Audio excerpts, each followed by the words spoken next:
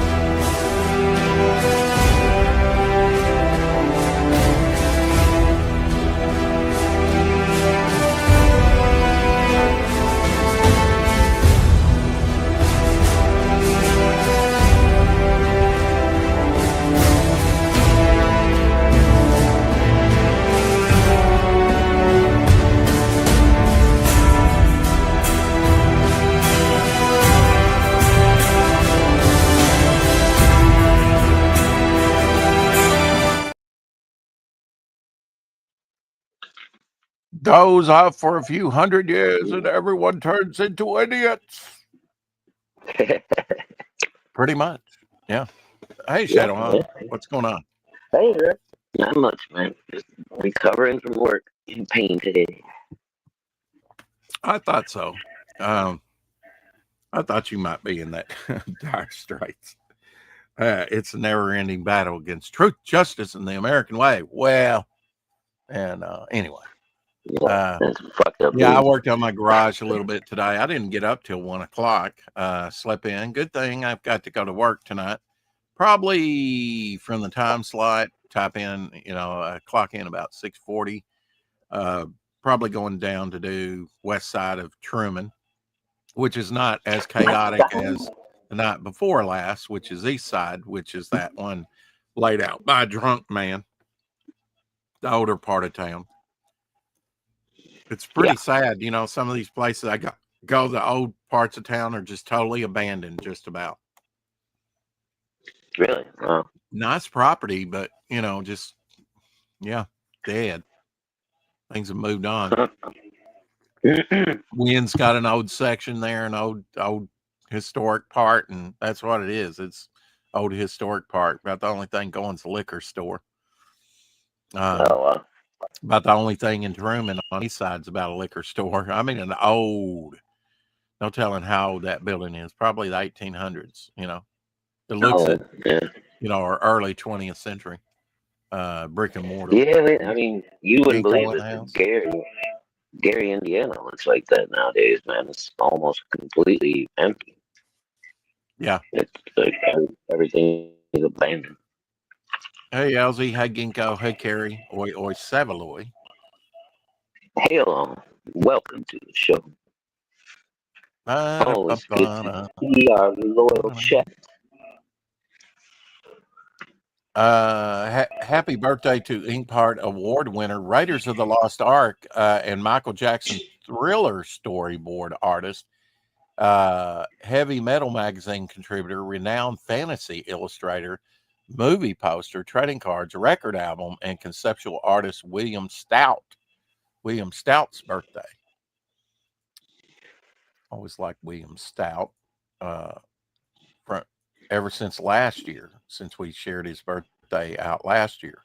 Ask me why, Shadowhawk. Ask me why. What? Do it. Why? Well, I mean, out of all the things he could out of all the things that he could show of his work, he shows his King Kong work. Tribute to Willis O'Brien. That's cool. That's pretty cool. I might have to get that. That looks like Gary stuff with the brush, Yeah. Very Who was this again? I'm sorry. I missed it. That's William Stout. William Stout. It's on the book. Oh, William Stout. Okay. A tribute to Willis O'Brien. All right. Yeah, to Willis O'Brien. His book on King Kong, illustrations from the movie. Very cool. Yeah, I mean, he's done a lot of things. Also, happy heavenly birthday, I think, to Inkpot Award winner, Harvey Awards founder, Fantagraphic Books co-founder, the Comics Journal editor-in-chief, and the ingenious Gary Groth. I don't know if he's passed away or not. I seem like he maybe was. Yeah, I don't know. And then also an artist that needs no introduction, really, his heavenly birthday, and we'll be looking at him, a closer look at his work on October 3rd. Happy heavenly birthday to Eisner Award winner, the Kubert School. That ought to give you founder. That should give you a hint of who Joe Kubert is, who it is. Silver Age, Hawkman, Tor, Sergeant Rock, Viking Prince, Enemy Ace, and Ragman co-creator. Justice Society, Golden Age Hawkman, and Tarzan artist. You know, he got everything. Thank you, Gary. I'll look at it after the show. New decanter. Oh. Yeah, see what this is. Chat. Just looking at the chat here a second. Yeah, there's the man, the myth, the legend, Joe Kubert. We'll be looking at his work. I know with Elsie, hopefully he'll be able to stay for the whole thing. But if he's got to go and then come back, we can, we can do that too. No problem. Talk a little bit about Joe he's got to Kubert be stuff. Texas here. Also, Danny Fingerroth's birthday. He did Web of Spider-Man, Dark Hawk, Cyforce, and Dazzler. Those are some books that I read, Yeah. I'm sure Don likes his stuff because he was a big Dark Hawk fan. I saw he showed a Dark Hawk piece, older Dark Hawk piece recently. Yeah, Dark Hawk was popular there for a couple of years back in the day. Yesterday was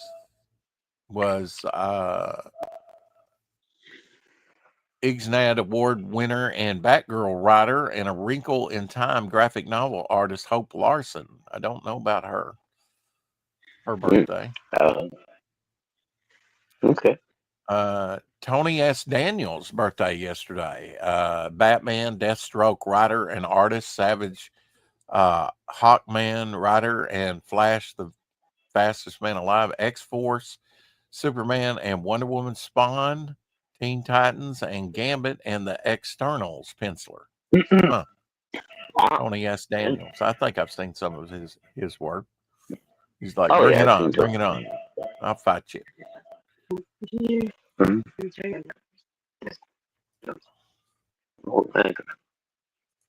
90s, yeah. Early 90s, yeah. Who do you think Dark Hawk is most like, Shadowhawk? As a character, if you were going to compare him to another character. What's that? Who do you think Dark Hawk is most like as a character? Or is he his own unique look? I mean, I think he had a fairly unique look. He was kind of armor, Falcon, Iron Man because of the helmet, and Wolverine. I don't know. Yeah, kind of, something like that. But, I don't know. Maybe even Peregrine. Peregrine seemed to have that jagged cape. Remember, he had that triangular cape at the bottom. It was like zigzagged. Yeah. Mm-hmm. I almost forgot about him. I don't know. It's hard to. But, I don't know. Dark Hawk was pretty unique. Yesterday was Roger Stern's birthday as well. I have a bunch of comics from his collection. Now, a lot of them, or most of them, are probably just like comped, and they're all they're not signed by him. The COAs are signed by him. Every one of the COAs are signed by him, and 4 or 5 of them are vintage comics. About 3 of them are from the 1950s, and maybe a couple of them from the 60s. But and then the rest are like the 80s. They're like not to be resold, copies. Most of them are stamped, Right. some of them are not, but they're all from his collection. Roger pretty Stern, cool. of course, a longtime writer, the Hobgoblin, and Monica Rambeau co-creators. So he co-created the Hobgoblin. So that was around 1982, 83 when Hobgoblin Yeah. first came out. Roger Stern must have been writing those stories for John Romita Jr., who was doing the artwork at the time. And that was when I had And my then comic book shop. He wrote Captain the America, The third, Amazing Spider-Man, Incredible Hulk, Doctor Strange, The Avengers, and Superman, among others. and the third incarnation of Miss Marvel, Monica Rambeau. Oh, yeah? Okay. I was wondering who that was. Yeah. And the 16th was Keith Williams' birthday. The Phantom comic strip inker and West Coast Avengers, the Incredible Hulk, Alpha Flight, Web of Spider-Man, and Action Comics embellisher. So I guess primarily an inker with his career. Yes, embellisher. I like that. Embellisher, yeah. Just give him roughs and he'll fill it out. Mm-hmm. Yeah. I mean, I would almost like to see, somebody ought to get half credit, because I'm telling you, an inker does a lot, or can do a lot. I mean, an embellisher, I suppose. Not just an inker. I really didn't know that there was a difference. The 16th was Mike Mignola's birthday as well. Oh, all right. Mr. Hellboy. You'd be surprised how much a good colorist can do too, man. As far as like textures, details. Yeah, I think a lot of the modern day artists are kind of wanting the colorist to kind of fill in for them, and sometimes I've modified my artwork and have said consciously, when this is colored, the colorist can fill this in and give it more volume and whatnot. I've actually done that with a few pieces. Texture on it or something, Something, yeah. Well, when it comes to texture, like if it was The Thing or something like that, I would, do. Well, yeah, no, I mean like more subtle stuff, like for backgrounds and stuff like that. I know Kyle does a lot of that kind of stuff for Ethan on his stuff. It's not just color. Oh yeah, a little bit more. Especially if it's like lens flare or out of focus shot, Yeah, today's like a rain swept effect or something like that, Got pencils done of Glitch. Yeah, I just almost jumped into my Glitch cover. I've been thinking about Glitch. The cover, Dark Ark was Fire. Yes. Yeah, pretty soon I'll work on a Glitch cover. Today's Cadillac Series 62, not from 1955. So our vintage car today is the Cadillac silver. I like the silver. Yeah, that's pretty. That's a lot of car there. 55? Wow. Yeah, it's a whale. Mm-hmm. It's a whale. That's a good way to describe it. It's about hey, I drive it. I drive it. A sane person today, quote, Kurt Vonnegut. Okay. I guess that's how it is. Vonne gut. Vonnegut. Yeah. Vonnegut. Okay. Just kind of have to let it roll, right? Vonnegut. Okay. He says a sane person to an insane society must appear insane. I agree with that. Yeah. Yeah. If you're the only sane one in the room, then, the crazies are going to think you're the nut. Absolutely. Now, often we turn to drugs, don't we? Goodbye, planet Earth. Dreamland, here I come.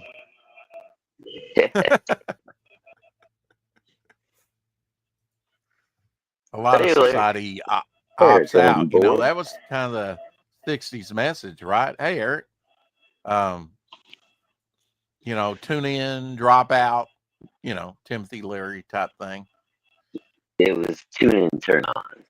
Drop out was a whole different thing. Okay. All right, there you go. A week's ration for one adult during World War II. Wasn't a lot of food. 8 ounces of sugar.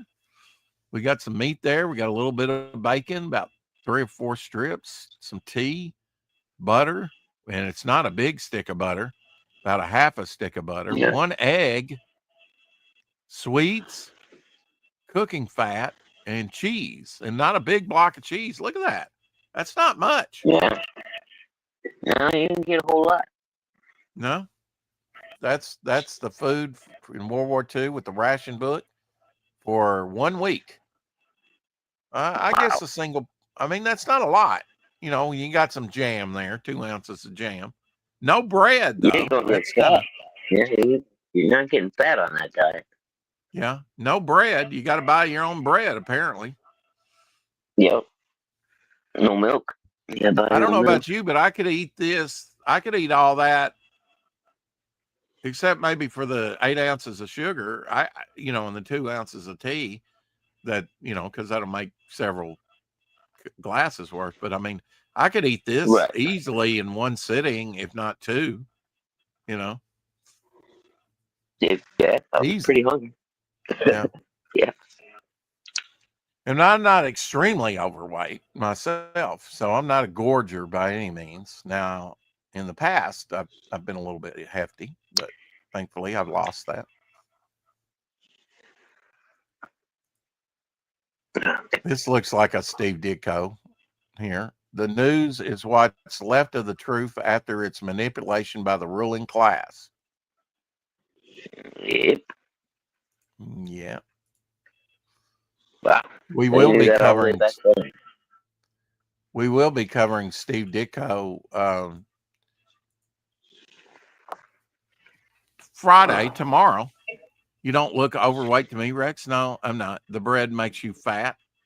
Well, it depends on what kind of fat. I mean, it's not the greatest, but go with the sourdough bread, something that doesn't, Oh, God. Man, now I feel like a fat ass seeing the rations. Yeah, I know. They didn't give you much, did they? Yeah. Okay.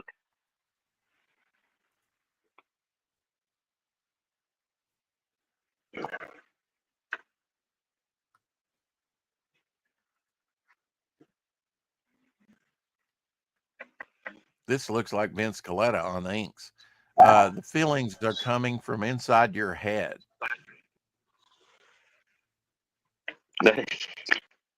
Is that where feelings come from? Is your head, I guess, your mind?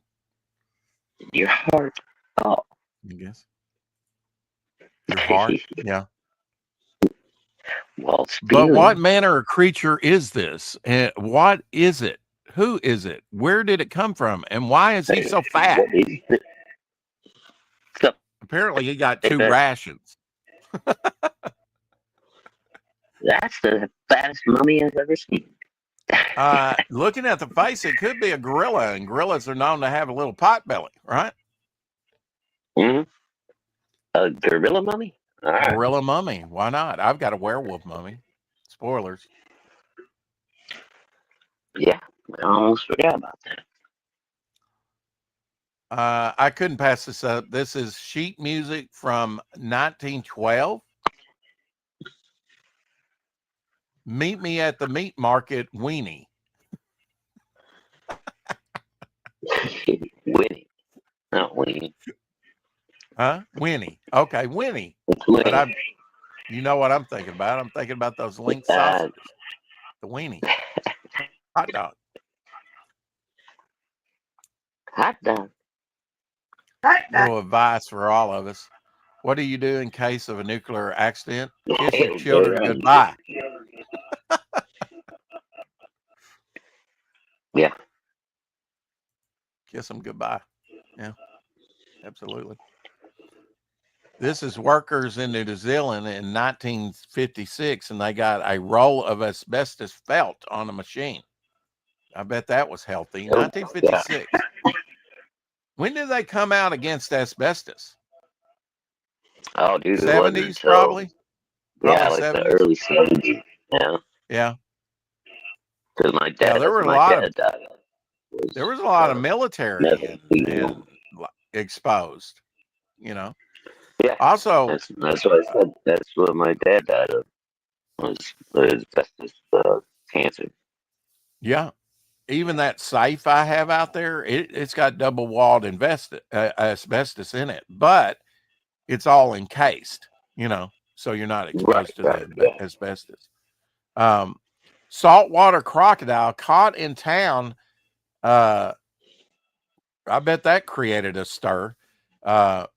Johnstown River, Australia, 1903. So they caught him scrambling in town. Pretty good sized croc. I guess he figured he could go anywhere he wanted. Yeah. Got him on a little railroad trolley there. I imagine he weighs about 700-800 pounds. He looks pretty big, man. I imagine they ate him. I mean, you could eat that thing. Just the tail, pretty much. There's really not a lot. Just the tail? Okay. Yeah. Yeah. Just like an alligator. Alligator tail's not bad. I got to try that. There's a lot of meat on that tail, too. Oh, there's a lot of meat on that tail, yeah. Those tails are taking long, boy. I usually get slapped when I say that in a bar. Just saying. That's what she said. Yeah. Hey, Jay. Jay Ryan in the house. Bend over, put your head between your legs, and kiss your ass goodbye, Elsie says. Holy moly, that's a huge animal. Yeah, especially coming in to your place of business, asbestos for the rest of us. Yeah. I'd like to see the dude standing up by the head, see how big that head was. 2 days ago, I made a Dr. Pepper blackberry float.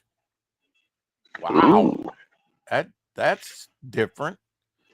Chubby mummy, just another day at the office. Interesting. I like that. It sounds like it might be pretty good there. But Dr. Pepper and blackberry ice cream float. Fat mummy number one. Not very good. You've given us an idea, Apex. No. Yeah, that's a strange combination. Really? Was that a flavored Dr. Pepper, or did you add your own blackberry, Apex? This is a farmer removing bloat from a cow with a trocar. That's what they call it. I guess it's kind of like, they made an incision into the side of the cow, right? Mm-hmm. Look at that. You're not showing anything, right? No, we're not showing anything. Well, that sucks. Okay. Thank you for telling me. Well, you kept going more at that. More concerned about the audio. Well, it should have been. I think it starts out black. I was sharing it. There we go. I think you see it now, right? Yeah, I can see it now. So the methane in the cow, and he lights it with a lighter to burn it off. The cow doesn't seem to be too concerned. Probably feels pretty good what he's doing. You'd think that cow would be panicking because of the flame. Yeah. Huh? Yeah. Cows aren't super bright. Yeah, I mean, depends on the cow. Some are smarter than others. But cow shaming. Yeah. I expected more out of you. It's delicious. I had a Dr. Pepper blackberry shake from Whataburger last night. Oh, okay. Blackberry is blackberry the new Dr. Pepper flavor. Oh, I didn't know that. I didn't know that either. I haven't seen it out in the stores, and I visit a lot of stores, Shadowhawk, as I drive around and work. I wonder what Doc would think of this idea. He's a Dr. Pepper purist, I think. Just because it's Joe Kubert's birthday, here's a couple of Batman covers done by Joe Kubert, where he's finding the gentleman ghost. Yeah, that's cool. Yeah, I remember that. Now that's old school, hang them up and dip them in like molten lead or something, Yeah. That's old school sort of cliffhanger stuff, right? Torture stuff. Like good old fashioned super villainy stuff. Today, the Addams Family premiered 61 years ago on ABC. Well. Carol Jones. We can never think of her name, but you like Carol Jones. There's a picture of her. Morticia, yeah. Morticia from Addams Family. She was a beauty, was. I watched some episodes recently, and she goes, "You mind if I smoke?" And she just starts smoking. Because I guess she's a vampirist. I guess that's what she is, Yeah, she's supposed to be. But she did that more than once. Here is Gary Martin's commissioned reinterpretation of Dave Stevens' Rocketeer and Betty painting. Mm-hmm. So there's Gary Martin's work with a brush. Yeah, that's cool.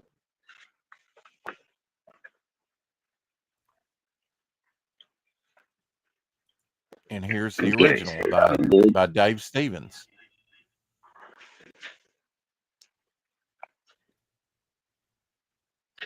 I love Rocketeer. I think he's going to come back big time. If Dave Stevens, the creator, hadn't passed away,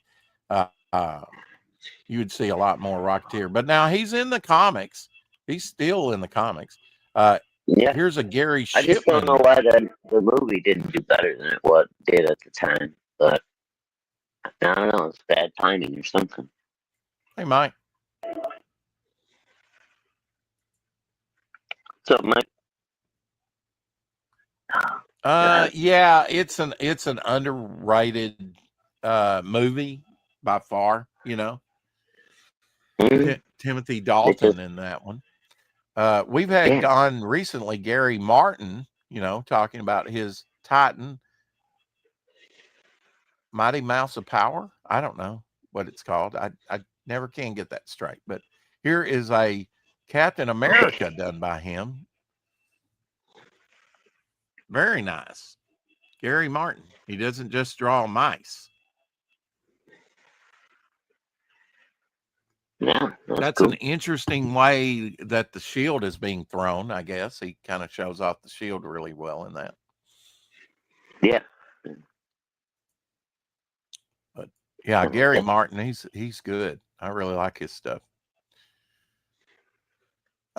Get Smart, starring Don Adams and Barbara Feldon. Barbara Feldon's still alive, by the way, in her almost 100 years old by now. Premiered 60 years ago in 1965 on today's date on NBC.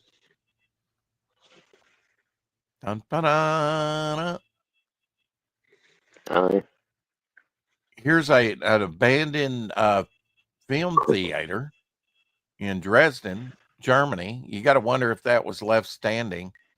That's probably an old picture. After World War II, it was probably flattened, Oh, maybe. Don't know. It may still be there today. My recommendation, Shadow, if you're going on a vacation sometime soon, don't go to this motel because there's not much to it. Place to park your car, though. Yeah, you got plenty of room for carport there. So, yeah. It's seen better days. Patio outside there. It's not 5-star by any means. It's negative 5-star. Now here's a laptop screen extender. I want one of these. But you know what? Again, this is an Asian girl. I don't know if she's from China. But I'm seeing a lot of innovations that they're putting on X, and they're going, "Hey, China developed this. China developed this." I'm like, is a lot of this propaganda for China, or is this, an actual discovery? So I take it with a grain of salt. But now this is cool. Just an extender that you slip over your laptop, your Apple laptop, lock it down like a little tripod, plug it in, and you got 2 more screens there. Oh, that's kind of cool. That's neat. Yeah. The only thing about a laptop is they tend to heat up very quickly. But yeah, I definitely want an extender like that. That's rare. That's really cool to study by. I've got another monitor here, and I used to have a TV there because you can actually, hook up a TV as a monitor as well. And that TV's since played out. Well, it's right here, as a matter of fact. At least it had one of those built-in DVD players, and the good thing it wasn't on the side, because I have one where you put the disc in it on the side, and it messes up. Right. Sometimes gets stuck trying to come out. I had to rescue Johnny Quest one time. Yeah. And it's the anniversary of Johnny Quest. We'll get to that. But now these little TVs, they had like a DVD player that goes down. Right. So, and they're a lot better than the side, has been my experience. I had a couple of these, but TV may work. Yeah, they don't have to work as hard to I think this thing still works. I probably need to move this thing. I probably need to start using that thing because I've got a use for it upstairs now that my other has played out.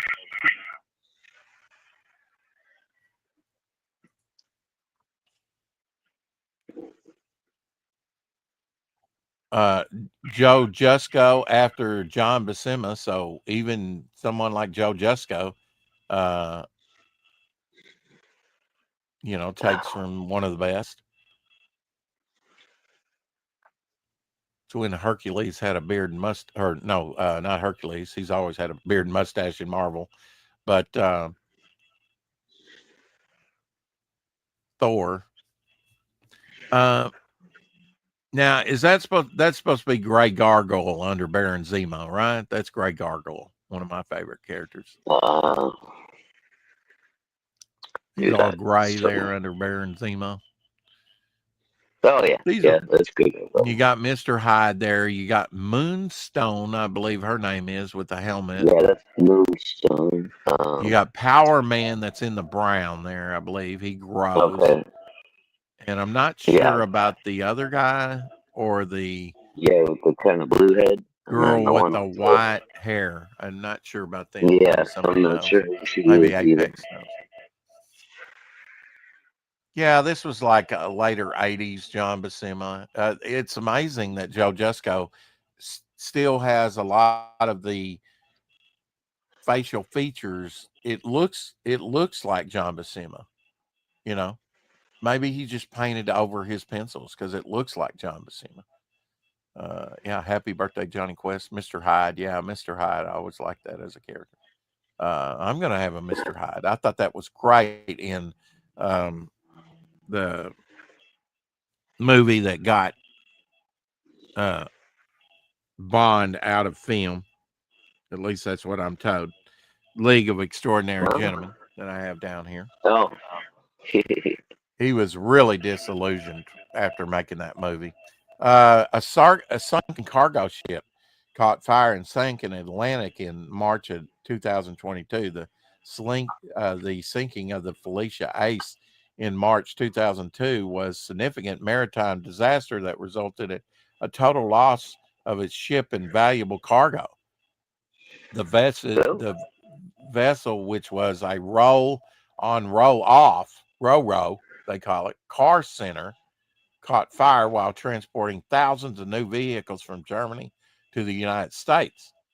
The Felicity Ace sank in the Atlantic Ocean approximately 220 nautical miles off the Azores Island at a depth of about 3,000 meters. Due to the extreme depth, there has been no salvage operation, and the ship and its cargo remain on the ocean floor. The cargo was comprised of nearly 4,000 Volkswagen Group vehicles, including a substantial numbers of Audis, Porsches, and Bentleys and Lamborghinis. The fire likely intensified by lithium-ion batteries in some of the vehicles made firefighting efforts nearly impossible.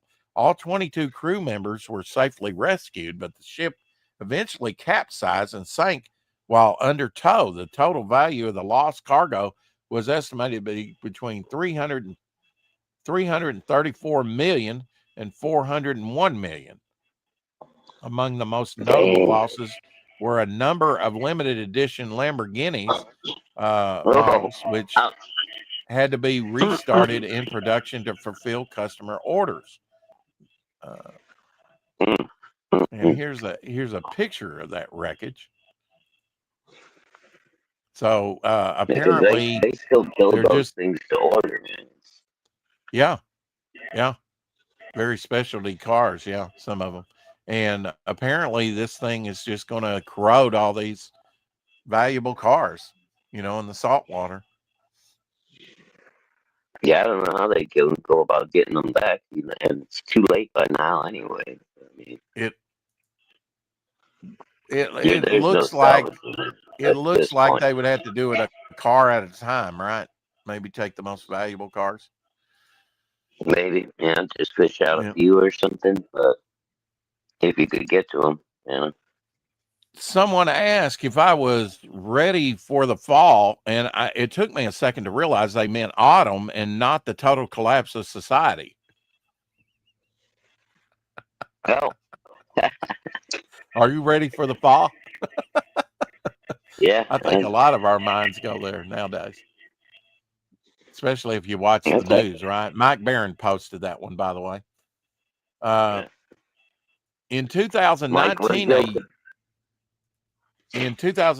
a young girl named Bethan visited the Poole Museum in England with something very dear to her, a simple rock she called her most precious treasure.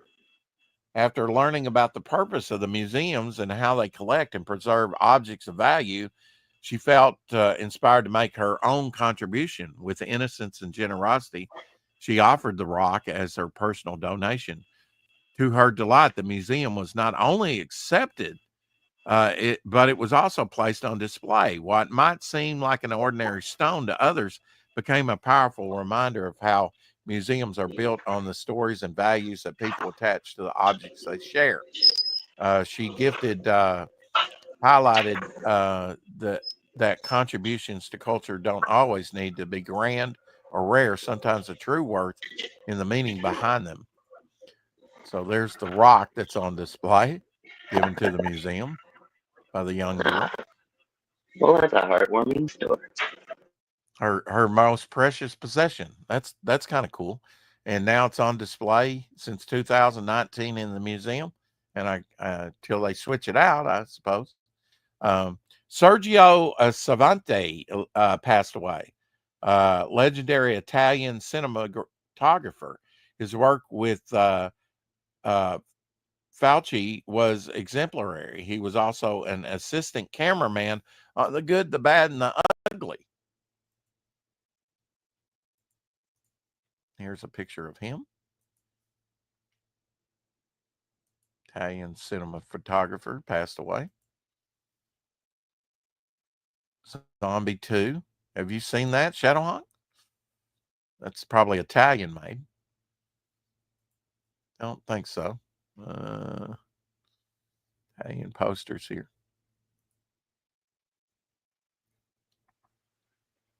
Zombie 2, I'm not sure. Yeah. What's this one be? I guess probably. I don't know if it looked like 70s, 80s movies. So probably, had a 30-year career or more in film. Probably more than that. Here's a picture of a man. He rests after celebrating the end of Prohibition, 1933. Zombie 2 has the famous zombie shark fight, Colonel Morg says. Wow. Ro and T in the house. Hey, Ro. Hey, okay. Good to see you. The world is this. I have not seen that. Dr. Mask Retro Elixir, hopefully he will be joining us tomorrow. He has extended the art contest, by the way, and he said he might last time he was on. He'll be joining us tomorrow to talk about Steve Ditko, hopefully. He said he received Gun Goth with this original drawing with this purchase. Oh, very cool. Nice. Yeah, he had a couple posts today of stuff that he had won. So, Gun Goth fulfilling. Recently. I got the Sims book in today. Hellzone #1. Oh, you did. So you got a package today. It was waiting for me when I got home from work. I was like, ooh. You want to show it off? Yeah, hold on. Let me grab it. Okay. And as I said earlier, in 1964, on this date, 61 years ago on ABC, Johnny Quest debuted. Dr. Mask, like I said, he's extending the art contest for the upcoming book, Edgar Allan Poe's Besprinkled with Scarlet, until October 20th. So we've got till October 20th. I'm going to enter that. All right, here we go. All right, let me put you over here, and there we go. And this is Bloodbone. Is that right? No, Hellzone. Hellzone. Okay, Hellzone. Yeah, from Sim Inkslayer. There you go. Hey, Marcus. Marcus Killigrew in the house. This cover is by Preston Acevedo. Preston Acevedo. Yeah, we've had him on once before. I've been on multiple panels with him. Need to get him on again. I know he's a busy guy. Usually joins us over there on Topic List from time to time. Sometimes on. I got a few more of these coming with different covers, but yeah. Oh, you did? Okay. Interested to see what this looks like. And Sim signed it for me there. Oh, yeah, nice signature. Look at that. It looks like he goes. Looks like he signs it in black and then silver over the black, huh? Gives it a little drop shadow and dimension. Or maybe signs it in silver and then just adds a little drop shadow with adds black. The black. Yeah, maybe. Yeah. Either way, it's cool. But yeah, I like it. Interested to crack this baby open later. All right, that's enough of that. That's cool. Thank you for sharing that, by the way. Yeah, no problem. There, third time's the charm. I was my trying package said #1 on it. I can't remember if I was back #1 or if that was just package 1. So we'll see. Intriguing looking project launches the 10th. The like I say, the Dr. Mask Retro Elixirs contest will run for 10 days after that to the 20th, I believe I said. Yep. I'm going to have to enter this. How you doing, Marcus? Yeah, Marcus Killigrew in the house. Apex says, quiz, who was the original voice of Johnny Quest? Do you know that one, Shadowhawk? Oh, no idea. Original voice of Johnny Quest. Trying to think of what he even sounded like. I watched it enough. I remember Haji better than Johnny, though. Haji, yeah. His voice I can remember better than Johnny's voice. But I have no idea who did Johnny. Would you, could you blow this up and read this for everyone? Perhaps. Ooh, all right. Excuse me. Remember, in the movie RoboCop, when corporate America funds criminal gangs and helps incite riots so they can lower property values and then buy up the city while privatizing the city's police force, science fiction is crazy. That's kind of what's going on today. Yeah, it kind of sounds familiar, doesn't it? Mm-hmm. Now, I just showed this. This is a white bear, polar bear. But now, when I was a kid, I've talked about this before once or twice, but they had a museum with a large, it was big, sort of gift section, sort of souvenir section. But it had a wax museum in the back, and with some stuffed animals and displays, right? Of like, I don't know, early man, just different things, right? And they had a polar bear that was standing up on all twos, and it was 18 foot high. I remember that, just how huge it was. And I was reminded of that when I saw this picture, because it was a big one like this. Yeah, killed in the 1940s. Yeah. That's a huge monster. I know, right? That's a full grown man. Come after you, dude. It's just stomp you like a little child. Yeah, exactly. And later that place changed hands and it became a strip club. As far as I know, it might dancing around a bear, and tragically, and that's at Cave City. They have a watermelon festival in the summer. Yeah. And in a tragic accident, the bear fell over and killed 6 strippers. There you go. I attempt at glitch drawn ink and pictures sent to Homer. Yeah. I'm going to have to give that some thought. I'm going to have to give this contest some thought. But right now I'm working in my garage trying to. That's cool. Now this is from Blue Shack Comics. I can't blow it up because it's a gift, but I found it very amusing.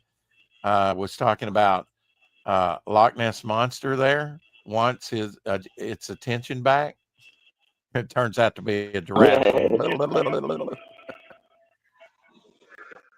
A giraffe's tongue is like 20 inches long.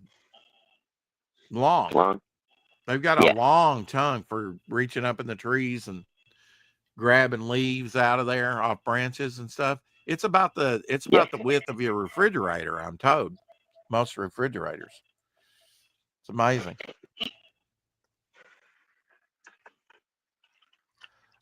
This was Mike's first comic book, he said. Marvel Team Up with Nightcrawler. That's a good one to start out with. Number 89. What do you remember what your first comic book was? I think you do. It's a Rampaging Hulk magazine, wasn't it? Yep. Yeah. That was my very first comic. Now that's not comic size, that's magazine size. So what was your first down? Yeah, what was your first comic size one? Oh, probably either part of the Morbius run or an early Werewolf by Night run. It was somewhere in there. Oh, really? I found one of those. Yeah. But then later I went back and I got the entire it started out as Fear and then it turned into Journey into Pure, I think.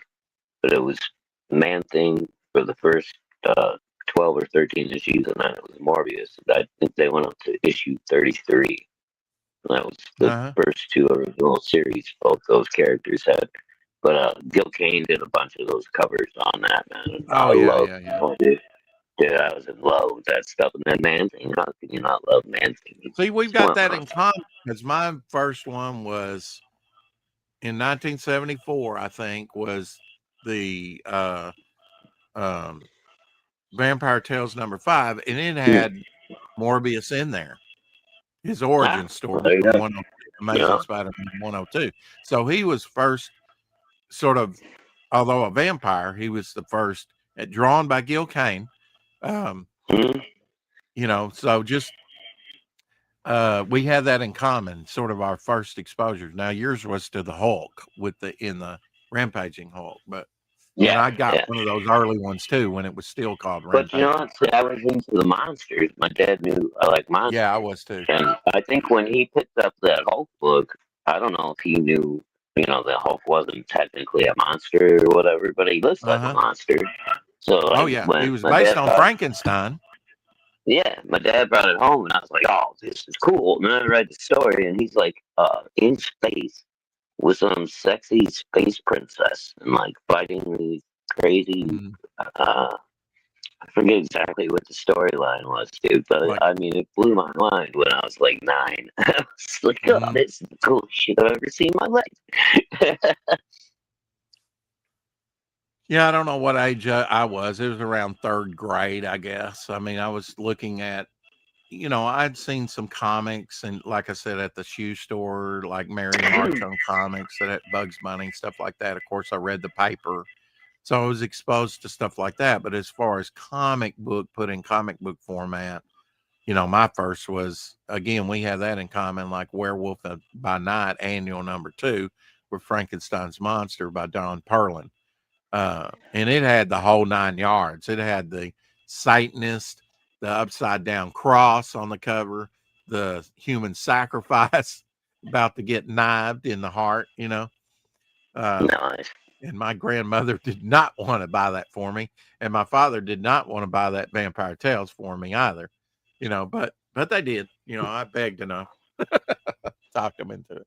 But now my first comic book was, like I say, that Werewolf by Night annual, and then the one that got me collecting though was the Avengers 147, but with George Perez art, really 148. Now Tarm Hell is going to enter the Dr. Mass contest, and he's almost finished with his little entry into it. Very nice detailing. Right. So got some stiff competition, my friend. Yeah, you do. Yeah, I think so if I decide to enter that, there's gonna be some pretty cool artwork going into that Dr. Mass competition. Omri Glitch's piece looks nice. That's what I'm afraid of. Yeah, it's gonna be. And the winner gets published on the inside back cover, I believe. Yeah. But I think Marcus said he's probably going to do a gallery too. So. Oh, okay. Of like everybody that like puts a piece in, they'll get printed in the book. It just won't. The back cover is special. That's not just a page. Okay. Yeah. Right. Well, you only get an interior and exterior front cover and an interior and exterior back. You only get 2 covers. Or use them all up. Yeah, I didn't get to see any of the Mike Klug stuff. That came before. He was kind of hot for a minute there doing at least. Well, he was on the. If he did all that Man-Thing stuff, then I have Ghost Rider. Yeah, did he do Man-Thing too? Early Man-Thing. That's what Apex was saying. Okay, yeah, okay. Werewolf by Night, I know that, and Ghost Rider, Man-Thing too. I guess. Didn't know yeah, he was on Ghost yeah, he was doing Man-Thing. He was doing. Dude, I got all kind of Klug stuff then, man. Holy shit. Yeah, I got some Walt Simonson Rampaging Hulk, or after it became Hulk, because that wasn't it. The only thing he did.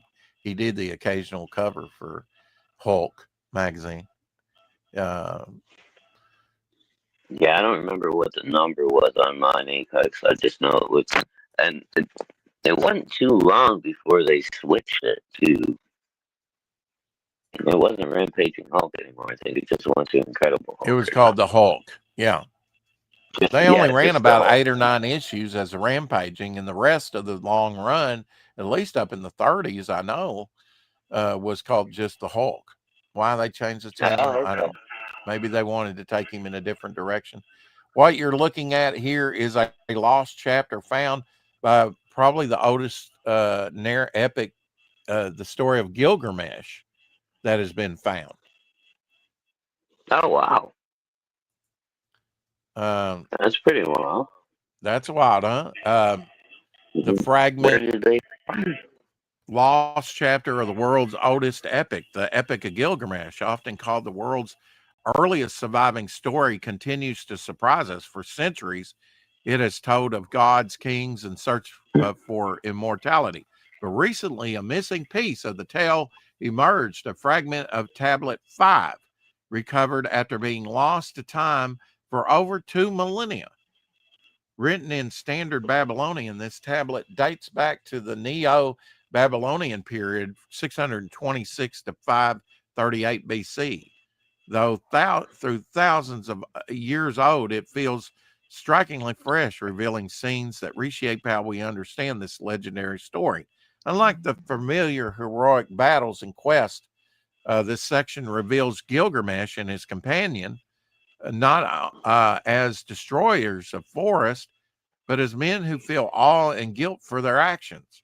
It describes the cedar forest, home of the gods, in lush poetic detail, buzzing insects, singing birds, and in a sacred, almost untouched wilderness. In this version, the forest is not just a backdrop, but a living character in its own right. This discovery changes our view of the epic. The heroes are no longer simply conquerors. They are flawed human beings, men who recognize the sacredness of nature even as they cut it down, because it shows that nearly 3,000 years ago, ancient storytellers were already grappling with questions of humanity's relationship to the environment. It suggests that tensions between progress and preservation is not just modern, it is as old as civilization itself.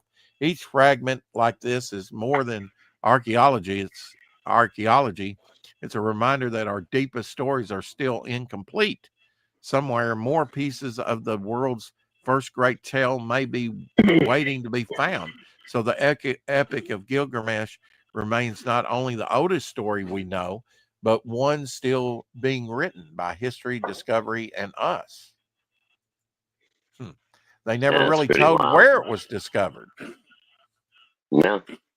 To answer your question, they never really told where the fragment was recovered from.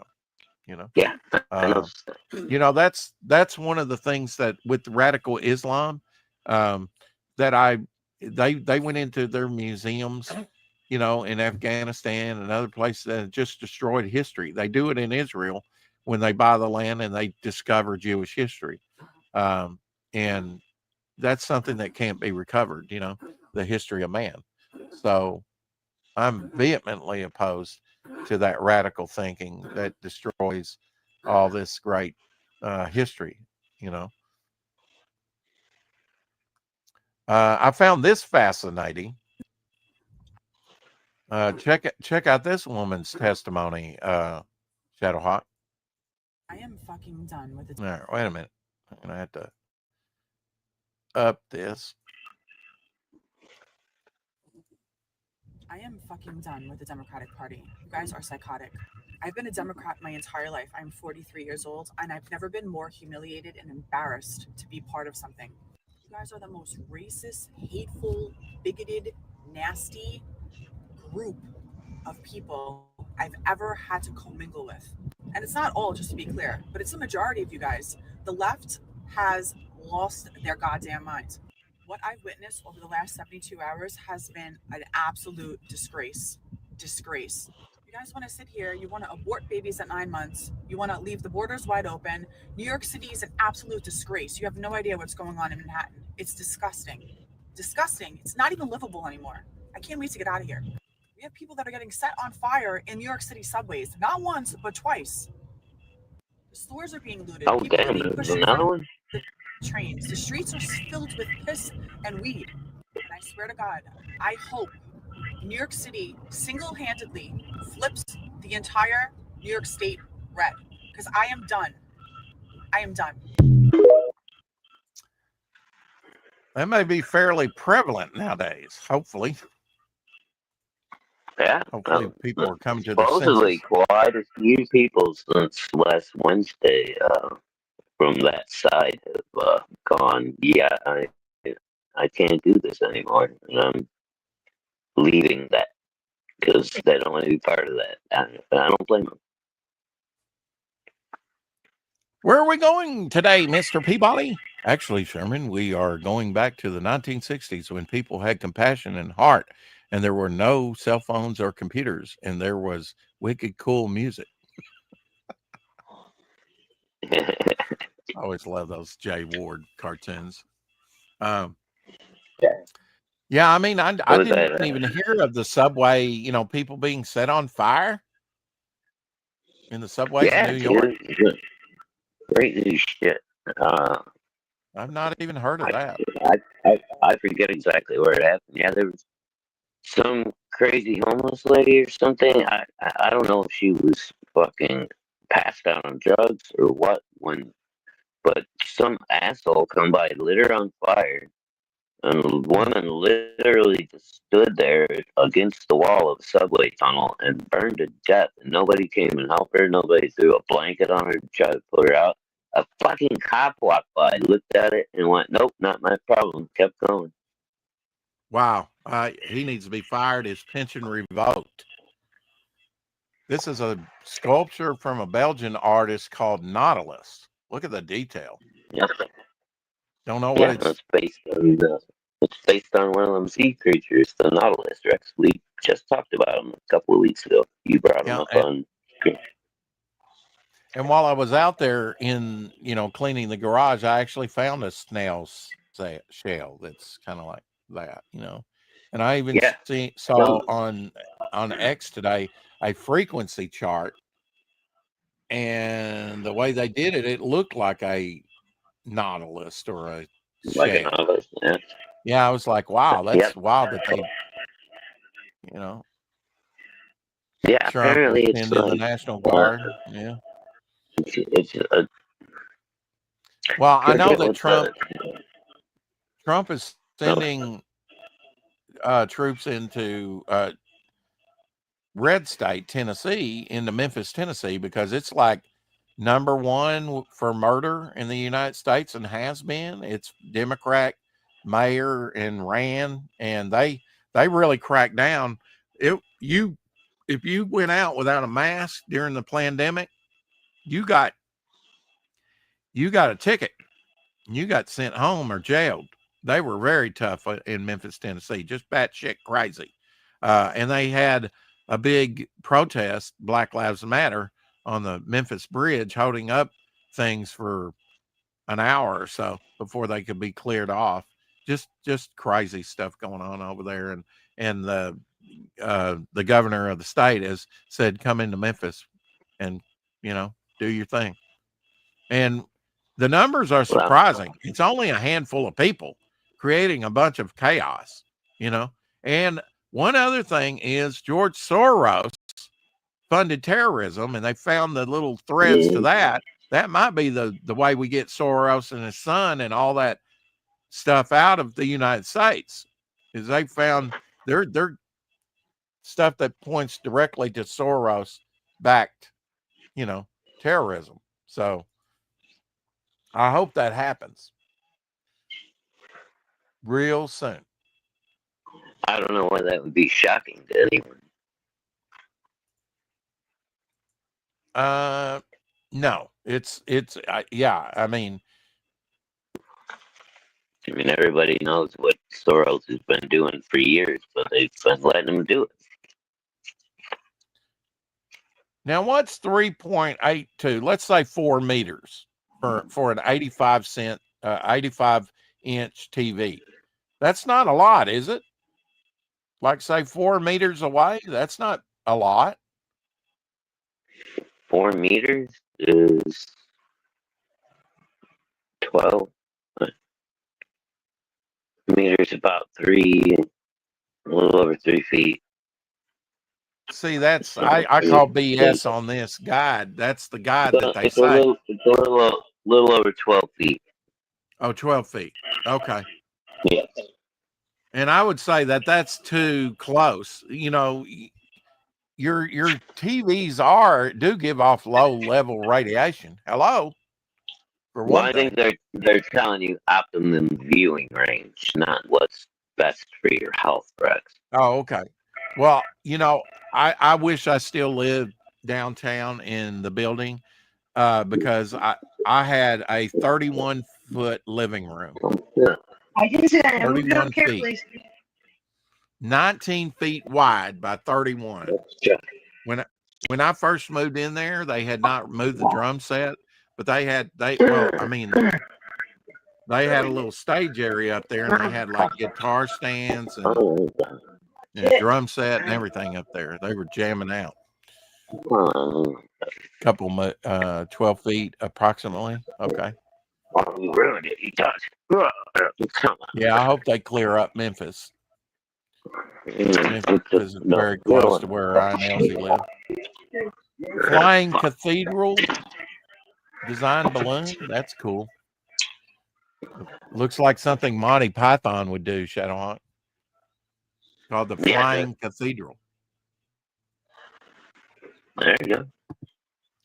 Now that thing's got to be hard to navigate, wouldn't it? I mean, due to winds and stuff, it being kind of off balanced. Doesn't look like it would fly very good. I was wrong. Right? It's 13 feet, not 12 feet. 13 feet. Okay. Carrie just Googled it. Okay. Thank you, Carrie. You kissed your mother with that mouth, Carrie.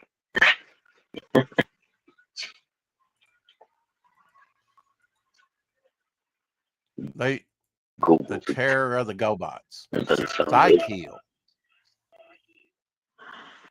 Enemy robot leader. Cool. GoBots were never cool? Okay. Well, I mean, they kind of led into... How can you say that, man? They led into Transformers. They were kind of like the... No, they didn't. They were the retarded cousins of the Transformers. They didn't. Well, now GoBots came out first. GoBots came out first, my friend. Yeah, but they didn't influence Transformers coming out. Transformers were coming out anyway. They were just a little slower. Okay. All right. Well, there's some GoBot fans out there. Just saying. Yeah, and they're wrong. Let them sit there and be wrong, and they're wrong. Ryan Cardinal, over there on Indiegogo, he dropped something. I haven't heard out of Ryan Cardinal for a while for his Chaos, A Story of Blood and Stone, issue 1 and 2, now in demand. $5,872 with 110 backers over there on. Oh, that I haven't heard from Ryan in a few minutes. Yeah, we haven't heard from Ryan Cardinal in a while, have we? But he did a posting. And, there is the link to his campaign, and we'll take a look at that just real quick and play the trailer on very choppy ass theater. Let's see. There we go.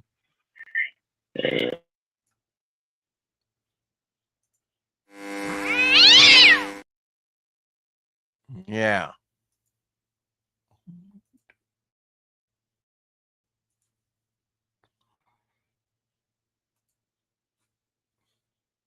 And the wheels in the sky keep on turning.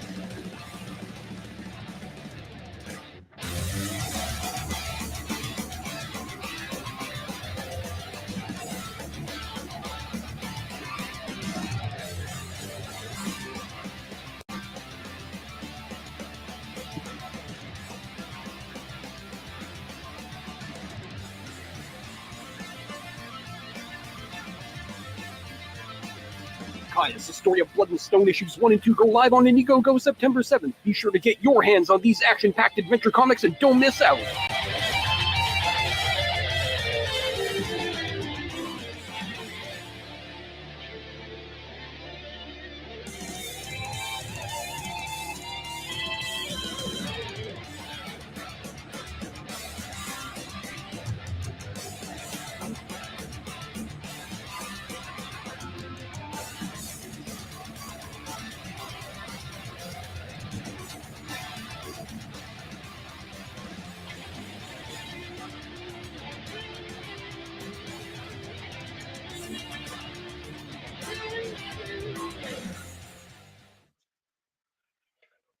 Probably the only smoking rooster, right? In comics. Yeah. All right, sorry, buddy, but I'm gonna have to take off early tonight, man. I gotta go.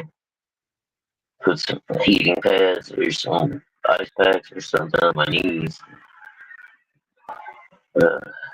And a good shower, and you can read your new comic book you got in the mail today.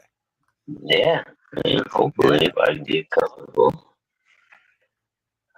Yeah, this is so cool, man. I love the crazy attack chicken. Yeah, I do too. With the cigar and the little yeah, hat that looks like Robin Hood or something. Yeah, he's like running like, Dynamite. He's got a cigar in his mouth. Yeah, that's awesome. All right, hey, well, love you guys, and I'll see you tomorrow. Sorry, I'm not feeling up to doing a longer show today, but it was a rough one. Have a good night, everybody. Thank you, bro.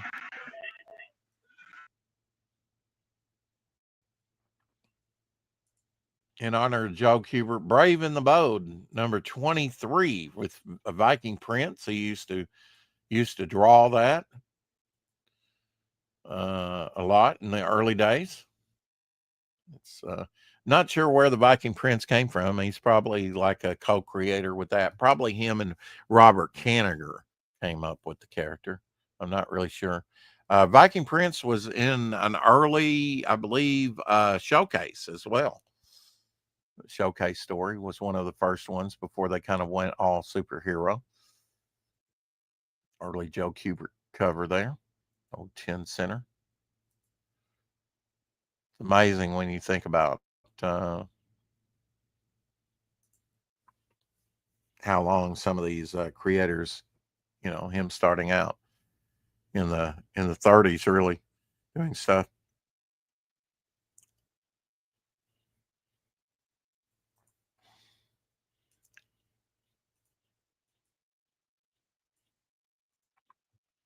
Gary Shipman's, as we were talking about earlier, Titan Mouths of Might, number 10, ended its first 30 days, I believe. 29 days left on the campaign over there on Indiegogo. Just awesome looking stuff. Let's check this out on Chubby's Theater.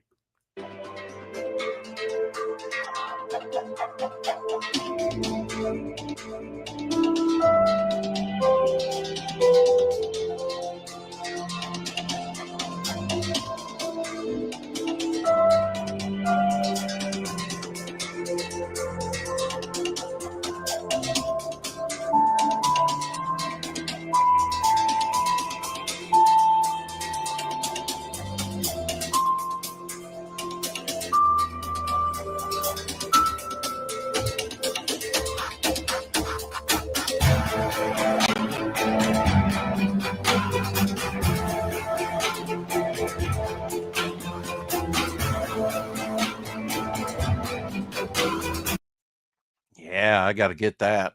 So many great projects, but yeah, you can get caught up on the campaign. Here we go. You can get caught up 1 through 10 on the campaign. $738. That's pitiful. Pitiful, folks. I'm embarrassed for this quality of work on this campaign. That's just pitiful,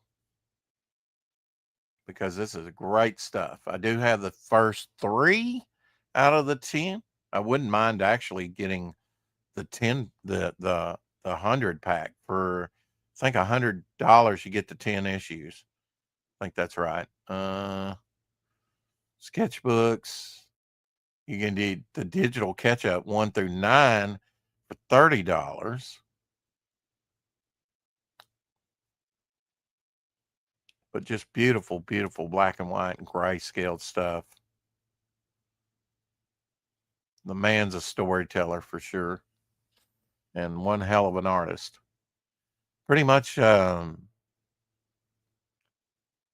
Leonard Nimoy type character there.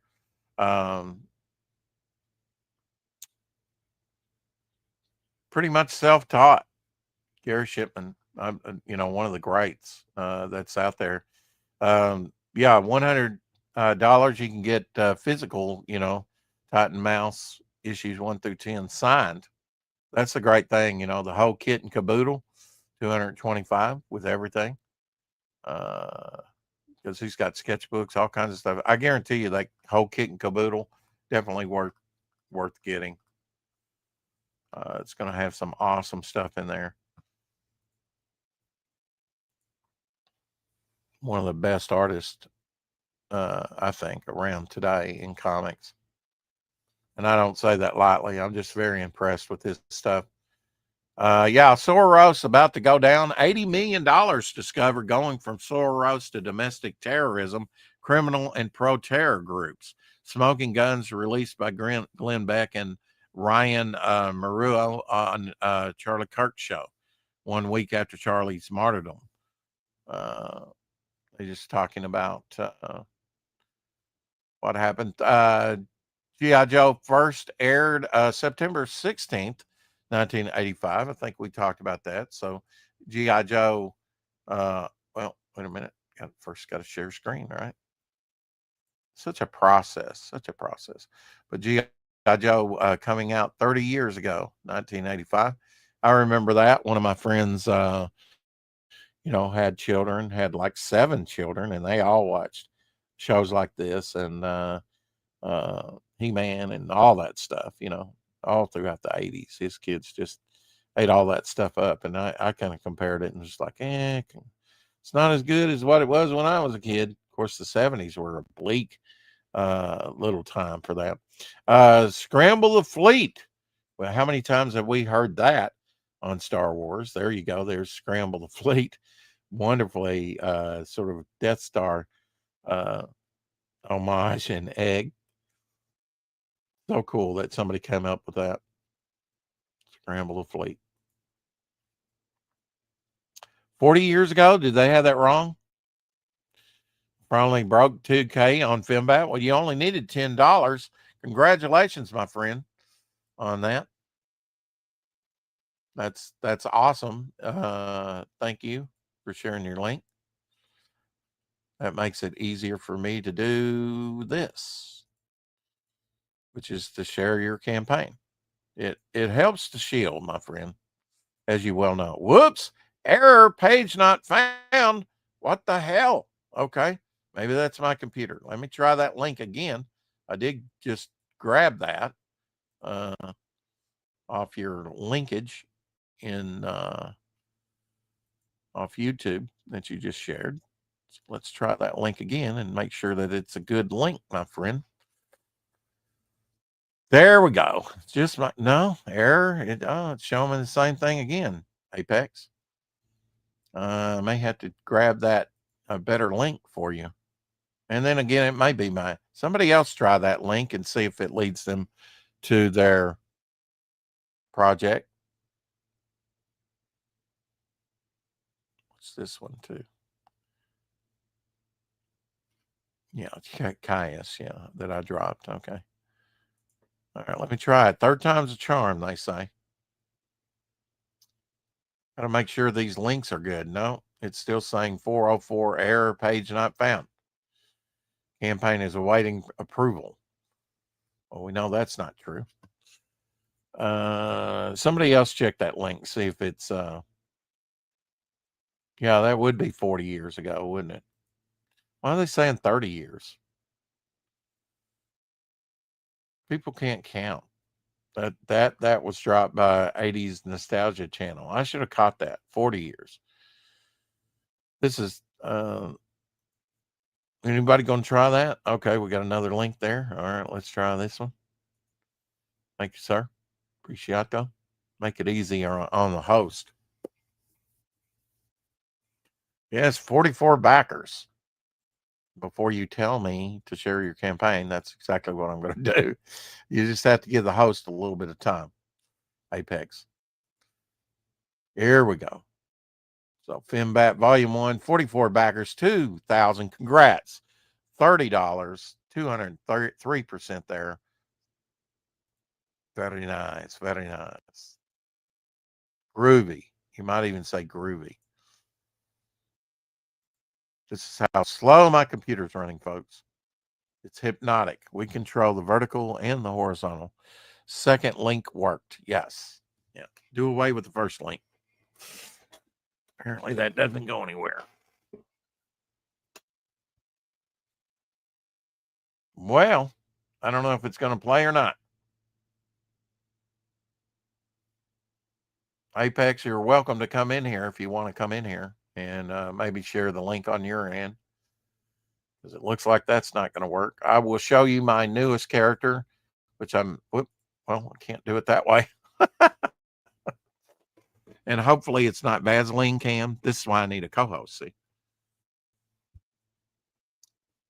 I'll give you the link, though, in the chat if you want to come in. So I just got pencils, just starting the inks on that. So new character there. Very angular-like eyes for him. Very angular-like face. Do I have a name yet? I don't know. I'm still weighing my options on that. Yeah, that's still trying to play. It's not going to play for some reason. Probably my computer. You're at work? Okay. Sorry about that. But definitely go check out Fembat. I'll bring the campaign back up again. We just won't play the trailer. It starts to play. Anyway, Fembat. You can catch out Apex on his own channel, but also on Katydid's channel. He's often over there with Katydid. Another great channel. T-shirts with the book offered, brand new, so cool. Or just T-shirts by themselves. They go all the way up to 3X, from medium to 3X. Got one backer on Apex's shirt. Well, look at that. You beat out Dan Lawless. I guess that was from the last backing, because last time I talked to you, you had not sold any T-shirts. And I know you'll make one for yourself. You can get everything on the campaign in the Fembat Ultra tier for $190. Got a fan art section here. This is so cool. The Enforcer ink done like a treasury edition. That is so cool. You can get that for $7 plus shipping. That's cool that you did that. I guess maybe Omer helped you with that mock-up. I don't know. Very cool, though. Fembat digital copy, $10. No shipping. It's got free shipping on that. Always check on that. Very cool, very cool, very cool. Still trying to play. Oh, well. It's not easy. This is the Church of Transfiguration in Russia, built in 1714 with 22 domes, entirely of wood and without a single nail. So I guess kind of interlocking pieces. Amazing construction. 22 domes on that thing. Not one single nail holding it together. It's been up there for well over 200 years.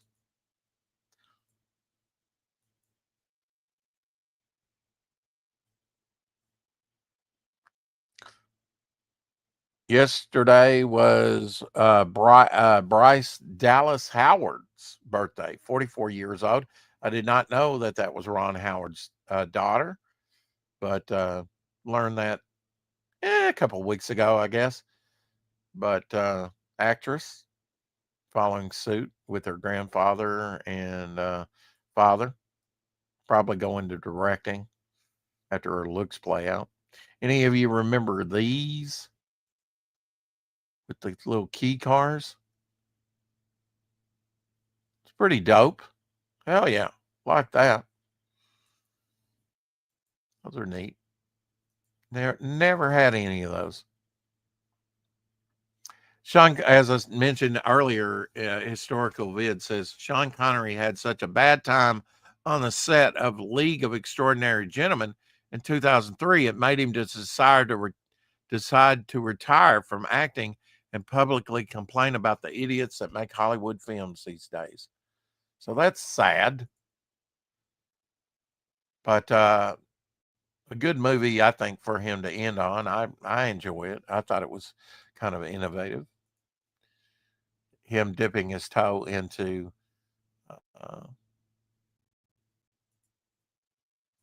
the superhero genre somewhat. So it begins. Only the very, very best generations will get this. Yeah. Roadrunner and Coyote. Acme Box. Hell yeah.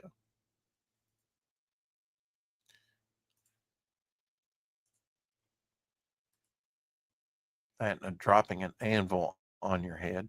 Here is some xenomorph concept drawings by Geiger from 1979. So vicious looking. Look at that.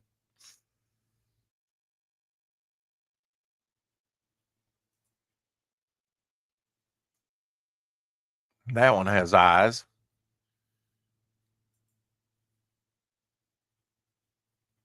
I think that makes it scarier for people when it doesn't have eyes.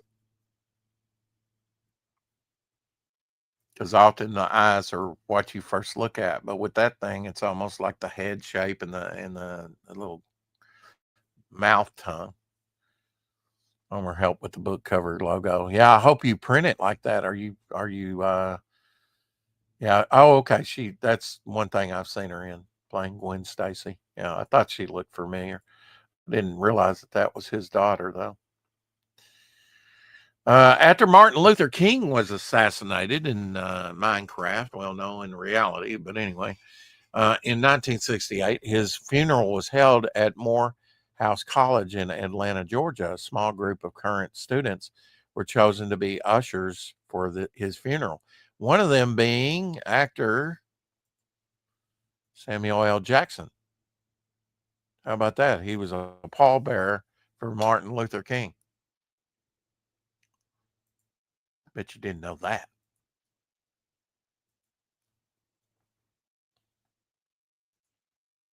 But you might have. You might be smarter than me. Anyway, yesterday was Rodney McDowell's birthday. He was born in 1928. Stage and TV actor. He was a childhood actor and worked nonstop to his death. Remembered for his role in original Planet of the Apes film series and TV series, passed in 1998 at age 70. That's too young. Lung cancer, apparently. A lot of smokers back then. I remember him as a boy playing opposite of Elizabeth Taylor in National Velvet in 1946. Early color movie and shot in full color. There he is with Marilyn Monroe. Way back when. His role as Cornelius, Planet of the Apes. Love Rodney McDowell. Did voice work too, I'm sure. Had a very distinctive voice. Media sensation Paula Jones' birthday yesterday, born in 1966. So she's a year younger than I am. Remembered for suing U.S. President Bill Clinton for sexual harassment in 1994. The case was settled in 1998. Jones later had a complete makeover and posed for Penthouse magazine in 2000. She's 59 years young. Here she is with braces. Yeah, she probably took that Clinton money and got a facelift, you know. This is how she looked back in the day. You got a little picture of Monica Lewinsky. There she is in the middle. But here she is there probably in the Penthouse days, right? Yeah, she definitely got a makeover, guys, with that Clinton money. From that to this. Definitely. She took that Clinton Foundation money. Of course, you got to be sexually harassed to get it. Paul Benedict, born in 1938 on yesterday. He played numerous roles on TV shows and remembered today for his role as Harry Bentley on the TV series The Jefferson, which ran from 75 to 85. Passed in 2008 at age 70 from a brain hemorrhage. I remember him from The Jeffersons. Very distinctive like face. Here's the whole cast and crew there. Used to watch a lot of Jeffersons. It's a good comedy. And Cassandra Peterson, we said that yesterday. She was TV and film hosted. Her comical character is often quirky and a quick-witted personality with girl-type speech. 74 years young, of course, playing Elvira. She's a natural redhead. There she is. She posed in Penthouse back in the 70s before she was ever known as the Mistress of the Dark, Elvira.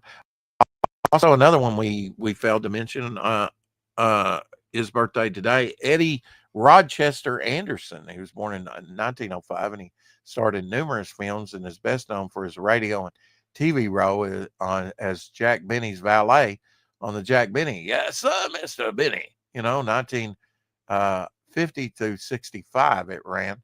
So the Jack Benny show wasn't a thing while I was growing up, but it ended right as I was born.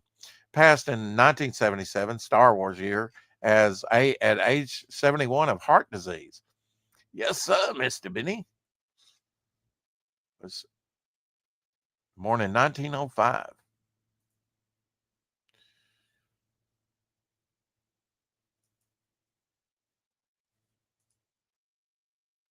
There we go. There he is with Jack Benny. Often wants to skip one. Early TV. Seen by millions and millions of people.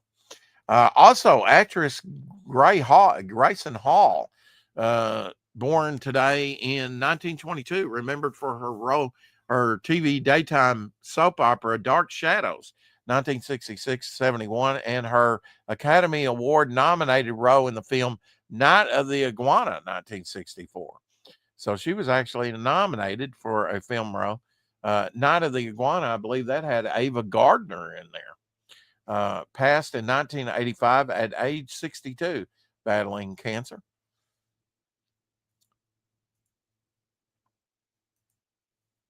Played in a lot of Dark Shadow episodes, and there were a bunch of them. There's well over 1,200 episodes. Oh, about 12 and a half. How do you say that? 1,200 and a half episodes of Dark Shadows. There's a bunch of them. But happy belated birthday to her, remembering her birthday. And then also today is Leon Askin's birthday. You may not know him, but he's known for his role as General Burkhalter on TV's Hogan's Heroes, which ran from 65 to 61, ironically due to his Jewish heritage. He escaped Nazi persecution in 1940, losing most of his family to the Holocaust. He passed in 2005 at the age of 97. But definitely a memorable role in Hogan's Heroes. It must have been ironic to him playing a German general, sort of Colonel Klink's superior in those episodes. There he is in another role, having escaped Nazi Germany. Donald Pleasant was kind of like that. He was interred in a Nazi concentration camp and was in The Great Escape. Robert Blake's birthday yesterday, too. Arrested in 2001 for the murder of his wife, Bonnie Lee Bakley, age 44. Found not guilty in 2005. Later judged liable in a wrongful death lawsuit. Later filed bankruptcy. But he passed in 2023 at age 89. See, they don't even mention best known for Beretta on TV. And also the Little Rascals. He was an adorable little rascal when he was a kid. There's his slain wife, age 44. There he is later in life. He had an interview while he was in prison, I believe, by Barbara Walters, by someone. I remember the interview for when he was in his orange jumpsuit. And yesterday was James I'm probably going to get this wrong. Gandolfini. Anyway, he was in The Sopranos, right? Played Tony Soprano. That ran from 99 to 2007.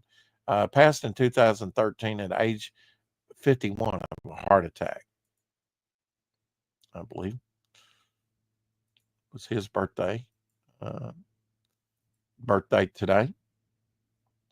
And also on today's birthday, Frankie Avalon, 1940, best known for his pop star, had 31 charted U.S. Billboard singles from 58 to 62. He also known on numerous films, including a Beach Party series with Annette Funicello, Horror House, 1969, and Grease, 1978. He's 85 years old today. Frankie Valli. Happy birthday, sir. 85 today. There he is with Frankie Avalon, Annette Funicello, and there he is in his role in Grease. One of my favorite musicals, and I don't have very many of them. Saw that movie more than once back in the day. I believe I own a copy of it. So happy birthday to all those. You can currently sign up for Follow Man number 2 or 3 rather. Follow Man number 3 is on Fund My Comic right now. Out from Age Comics, AGE Comics. I'll grab that link for you where you can go sign up. There we go. Let me copy it there. There we go. Put it there.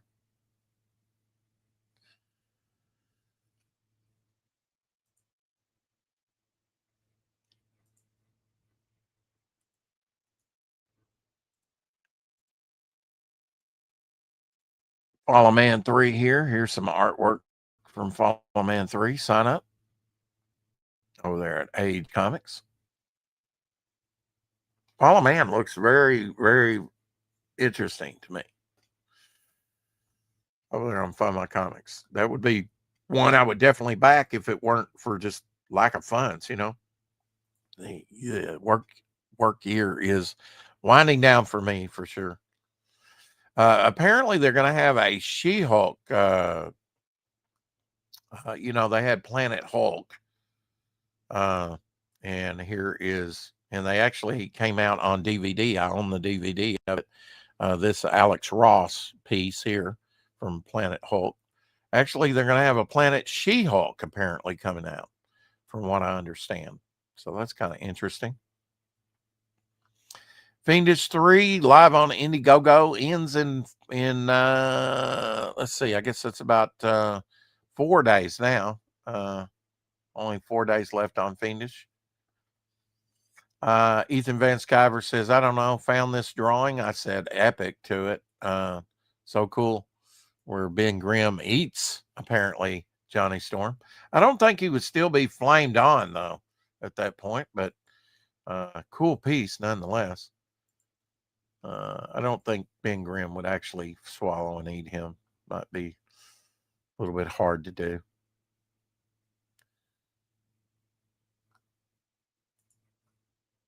But definitely, the other day, Happy Birthday Transformers first aired 17th, 1984. So, yeah, they weren't following GoBots. You know, they were following GoBots pretty close. I found this interesting. This is Frank Sinatra and his son from back in the day, back in the 60s, I would say, early 60s there. Before I was born, this happened, so I'm surprised I didn't know about it. Following the 1963 kidnapping of Frank Sinatra's son, let's get that out. He began carrying dimes in his pocket to ensure he could make pay phone calls. The practice reportedly persisted throughout his life, and he was buried with 10 dimes in his pocket. How about that? That's when we had pay phones. It must have traumatized him for a little while. Dungeons and Dragons debuted on TV on the 17th of September. We mentioned that. The animated series based on Dungeons & Dragons role-playing game ran for 3 seasons and aired a total of only 27 episodes. I've got the complete collection of that on disc. I think they may even came out with it on Blu-ray. It was a fun cartoon from the 80s. I enjoyed it. Ran for 3 seasons. Here's Son of Godzilla from 1967. He needs a total makeover. He needs some of that Clinton money. He needs some help. Even Godzuki looked better than that. Oh no, Planet She-Hulk? Yeah, I know. Ben Grimm going cannibal. Yeah. But now, is Ben Grimm really going cannibal? This is a new variant cover from that Planet She-Hulk by Clark. There we go. Wait a minute. What happened? Go back. There we go. This is from Turin Clark. So here's the cover reveal for the variant cover for Planet She-Hulk. Hopefully she'll be more savage in that. I always liked Savage She-Hulk. I think she should be savage. Otherwise, she's just like a green Amazonian, barbarian. Bombshell revelation. Attorney General Pam Bondi revealed a DOJ investigation proving the Biden administration aided child sex traffickers, allowing $7 million to a trafficker who profiled a staggering $18 million for smuggling children into the United States. Are we, any of us, really, allegedly, are we surprised by that news? Probably not. Here's Graham Nolan in the good old days, shaking Stan Lee's hand. Yeah, can somebody explain this to me? Licensing liberty. No state shall convert a liberty into a license and charge a fee, therefore. If the state converts a right liberty into a privilege, the citizen can ignore the license and fee and engage in the right liberty with impunity. And yeah, we've got all these licensings, right?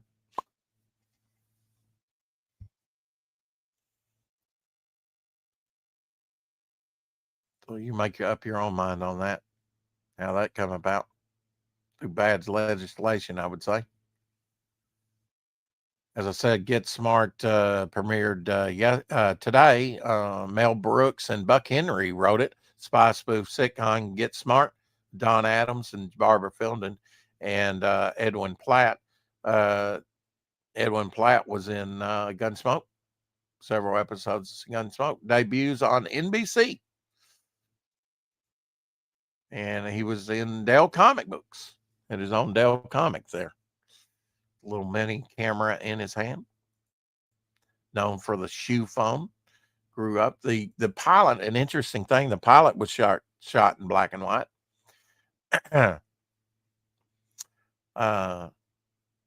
But the series was shot all in color. Here is a badass by Julius Abreu, Ghost Rider. I love this pose here. I may actually have to use that pose. Just coming out of the fire there. I like that toned paper look for that. Here is from Ada Granoff, Galactus piece. Also very nice gray toning on that. So I don't know who the third character is. Does anybody know who the third character is there behind Silver Surfer? Is that another Herald or Elder of the Universe or something? Nice pearly whites Galactus has. The better to eat your planet with, my dear. No, She-Hulk will just sue the current planet's ruler for planet tyranny. Yeah, that's not been played up much. That's if she was a lawyer Incredible Hulk cover. Joe M. Sontag says Reaper Destroyer Second Chance campaign will feature this 24-hour Virgin sketch variant of Dale Keown. He goes by 44 Numbskull over there on X. I need to ask him to come on. You know, you can actually ask him. Full disclosure, the 24-hour cover may or may not pop up here or there throughout the 30 days it's live. There is no sign-up sheet for the campaign. You can sign up for number two to get notifications when the campaign goes live for this Friday. So tomorrow, Reaper Destroyer 2. If you haven't signed up for it, here is the link. Drop it. You think it's Fire Lord? Didn't look much like Fire Lord to me. Apex. I think that's a stretch there. I don't know that I've signed up for this one. Let me see if I have. Even if I don't back them, I like to sign up and get notifications, and that way I keep up on the news, things.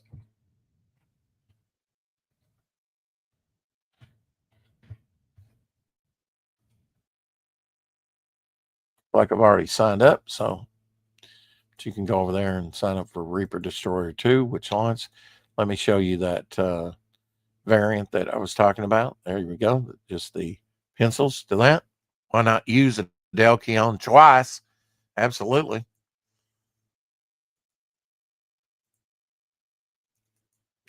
I would. I definitely would do that.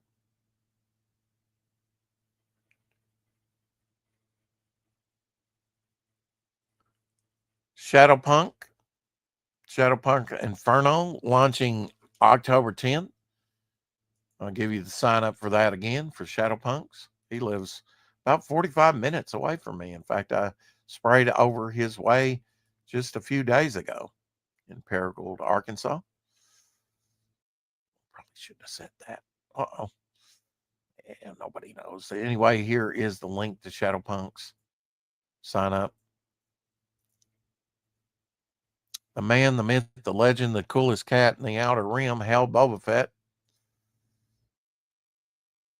He did a 3D printing of Boba Fett, and there it is. Look at that gun. He does one-of-a-kind 3D sculptures and paints them, you know. I'm going to give away Conan.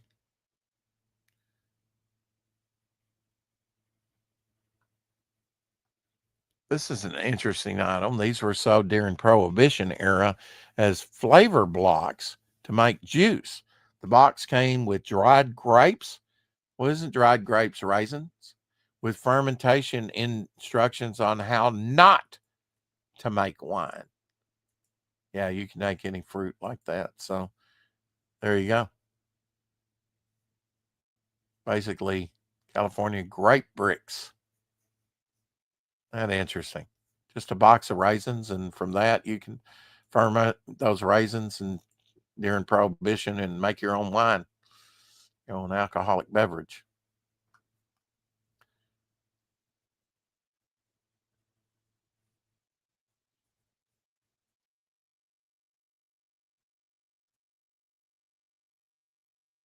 Here's your lizard representation, the Godzilla King of the Monsters by Herb Trimpe, number 7. Splash page for you. So there you go. Oops, that disturbed Abby a little bit. You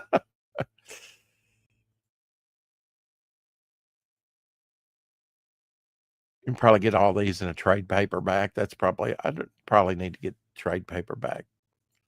Be a good read. Godzilla was a good little romp, especially today. Any movies you excited about going to see? This was a nice Bob Layton 3rd annual Iron Man birthday cake contest will be held during a special drink and draw birthday party on September 25th at Dice Latte Cafe in Seoul. Here's the grand prize. It's 11 by 17 Iron Man color drawing by me. Very nice. Like how he worked the Ant-Man in the background there. And I guess that's supposed to be Magneto along with Dr. Doom and the very long-haired, which I prefer the long hair, the sort of George Perez long-haired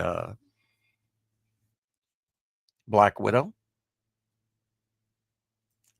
Robbie there. Very nice. So I guess you could go to Seoul there, go to the restaurant, and try and win that piece. Still haven't heard from Phil Diaz with The Man with No Strings, but he has a Western that is funding right now. There's a look at the artwork of the main character for that. But hopefully, once upon a time there lived a gunman. His heart was cursed to rot with every soul he took. You can pre-order it now, and the artist is hard at work now on issue 2. As for this issue 0, it is completed and will be shipping this November.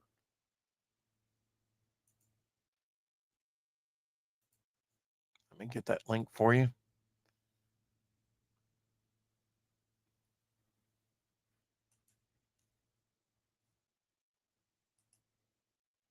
On the ZadeComics.com site. Go check out that Western project.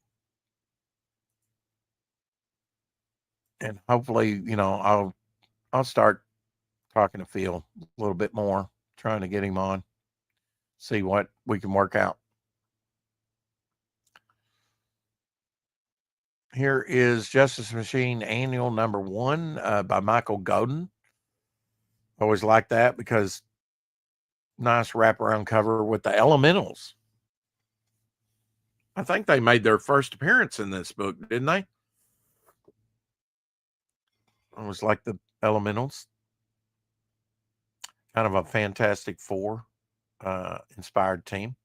There's another green-skinned Fathom green-skinned character. I believe her name was Fathom, wasn't it? It's been a while since I've read Elementals and all that stuff. And I was looking at earlier this morning, I was looking at one of Mike Gustovich's issue 17 of Justice Machine that he did, that I got in the dollar bin. I had a few of those Justice Machines in there, or at least that one. Thirsty, New and Used, that I follow over on X. He says the prize from today's stop at Ollie's. I wish I had an Ollie's. $17.99 with 10% Ollie's Army discount. Check that out. Marvel Masterworks Fantastic Four Volume 2. That's a good price on that. He probably bought it cheaper than that and is offering that up for sale. That's cool. I'll tell him what the printing is on that. Did you know a single bat can eat up to 1,200 mosquitoes in a single night? By reducing pests, bats help protect crops, human health, and maintain ecological balance. How about that? Yeah. But bats eat up to 1,200 mosquitoes a night. So they're doing a big job for me. Here's a look at the king of comics in his studio, Jack Kirby, the great Jack Kirby. Very cool. Posing for the camera there, I'm sure. Just looks like a down-to-earth guy, Veteran of World War II. I sent this to Ryan James when it's all things octopi. Everything will kill you, so choose something fun to kill you. Maybe an octopi. Guy's got a chance. He's got a knife.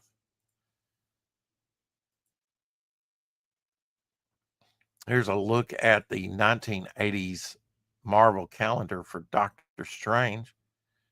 Cover to that. Very cool.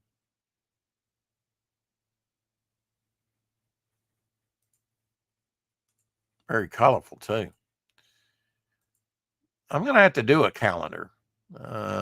This is art by Bernie Wrightson, originally for the Monsters Color the Creature book, and later hand-colored for a private sale of the original drawing, 1974.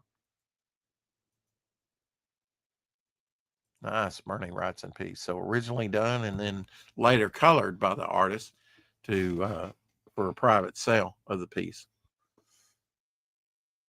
Glad he actually colored the pencil work.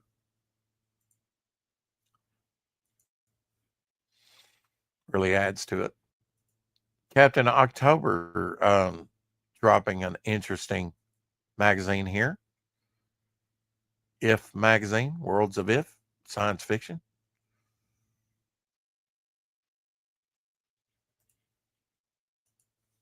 Very cool cover. You just don't get that anymore.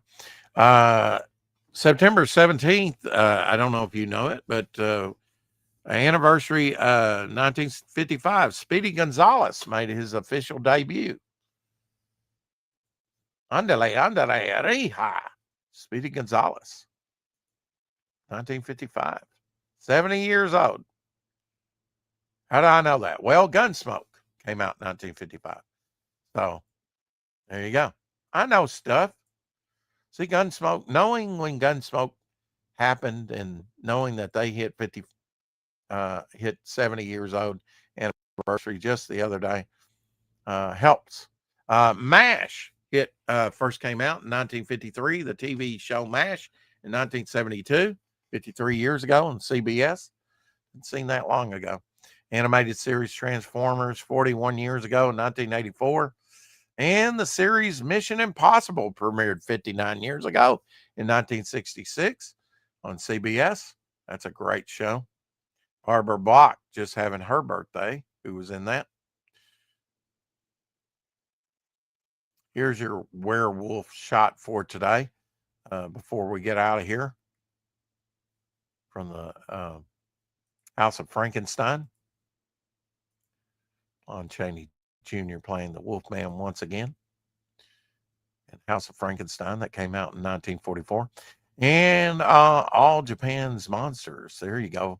The Famous Monsters of Filmland from 1975, issue 114. Very colorful cover. Godzilla and Ronin on there. Special 100-page special issue. Yeah, very cool. I owned a few Famous Monsters. Remember this episode. Here's a blast from the past where the Super Friends actually kind of had a riff on the story of Wizard of Oz. Superman being the Tin Man. Aquaman finally getting some, if only had a brain. Never gets a break, Aquaman in Super Friends. Seems like playing the Straw Man, and Wonder Woman, the Cowardly Lion.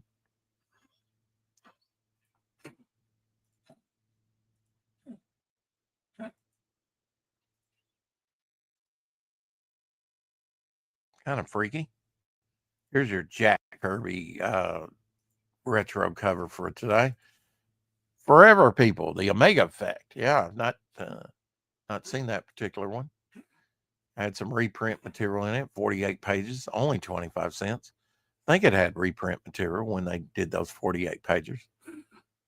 But that one, I'm not certain. That was part of Jack Kirby's fourth world that he would create. Josh Middleton, nice piece done by him, almost like trading card of Batgirl. Very nice. Very nice indeed. Love the coloring.